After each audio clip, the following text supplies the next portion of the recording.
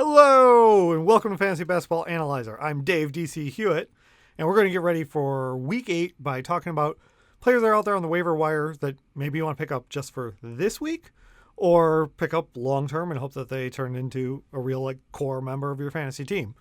But first, I have to issue a correction. I did my video yesterday, which I'll link here, do my normal schedule breakdown, and there was a mistake in it. So here's the updated schedule. What happened was the NBA made changes to Boston's schedule, and I missed that. But I broke down the schedule before the season started, and so when I miss a press release on this, I got to make this change, right? So Boston's change meant that Detroit has an extra game. They now play 4, and Washington plays 4 games now. So I've put those in there on the sheet. I will link to the spreadsheet like I normally do. So those changes are in there. Sorry about that confusion. I'm going to start out with some players that are like shallower league ads. I would take a look, check for Justin Holiday. He's only rostered in 48%. So he's available just in 50% of leagues, and I think he's been returning good value. This week isn't great. If you're in a weekly locks league, Indiana only plays 3 games. But if you're in a daily change league, Indiana's got a block in the middle of the week where they play 3 games in 4 nights, and they got back-to-back there. And they get Brooklyn, Detroit, and Atlanta. So it's a pretty good 3 weeks, or 3 games in this week. So daily change league, I think you could pick up and use Holiday. Season long, I just think he's worth looking at. Cole Anthony's another guy right there at that cusp. Rostered in 45% of leagues. He keeps playing, and he's going to play all season, right? I've knocked him a little in past videos because I was worried his shooting percentage would really drag down your team. But lately it's been going in for him, which is great, and his minutes are there, and minutes are really important for fantasy. It's going to come up all episode here where I'm talking about guys that have the chance to help your team because they're getting more minutes. Cole Anthony's in that group, 45% rostered, I think is too low. So take a look, see if you got space. Okay, focusing more on the players for this week. I mentioned him in yesterday's video. In fact, he's on the thumbnail. Jakob Poeltl. He had a bummer of a game last night, 2 points, but he's got 11 rebounds, 1 assist. 35% rostered. I think he should get picked up right now. LaMarcus Aldridge has a hip flexor issue, and coach said he's not going to go see the doctor until next week. Week 8, the week that we were prepping for. So it's kind of like a short-term pick him up and use him. San Antonio's got 4 games this week, and he gets to play Golden State back-to-back to start it off. So he's got some pretty sweet matchups. I think he's worth picking up, and I'm plugging him in for your week. Another guy I talked about yesterday is Juan Toscano-Anderson. Didn't do great, but the important thing was that he got 40 minutes of playtime. Right now, the Warriors need him. I think he's worth picking up, plugging in there for this week. They've got a 4-game week, and if you're in a daily change league, their schedule is optimized for plugging him in and streaming. So he definitely should be rostered in more than 9% of leagues.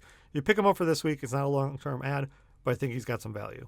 Josh Jackson's only rostered in 17% of leagues, but he's been coming on pretty well. He had 22 points, then 11 points, then 28. He's getting 8 rebounds, a handful of assists. He's really contributing for Detroit. There's the talk that Derrick Rose might be leaving town, and they would just be getting draft compensation back for him.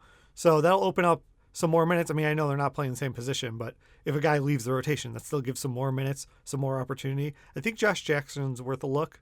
If you're looking for a season-long move, not for this week because Chicago only has 3 games, I think Patrick Williams, it's time to give him a serious look. He's rostered in 20% of leagues, but he's coming on now. He had 12, 20, 16 with 7 rebounds, 10 rebounds. That's really contributing true, big man stats for you. Getting you a block about every other game, getting you some steals, but the percentages are great. Shot 63% when he got his 20 points. So I think you can plug him in. He doesn't take anything off the table. You power forward, and he didn't miss a free throw in the last couple of games. So I think it's time. Going pretty deep here, I would look at Talen, Horton, Tucker. He's been playing for the Lakers a little bit more. He's getting about his 20 minutes a game. But if I was trying to pile up on steals, because he's playing well right now, and the Lakers start their week playing Oklahoma City twice, it's not a back-to-back, but they get 2 games against OKC, which should be a pretty good matchup for him. I think there's a chance you could pick him up and use him, but I don't think he's ever going to explode the way some of the other guys are an option. On the flip side of that, for OKC, I would look at Theo Maledon. With George Hill out of the lineup because he's getting hand surgery, Theo Maledon's likely to come into a lot more playtime right now. The news broke last week, after I did the video, that George Hill was going to be out.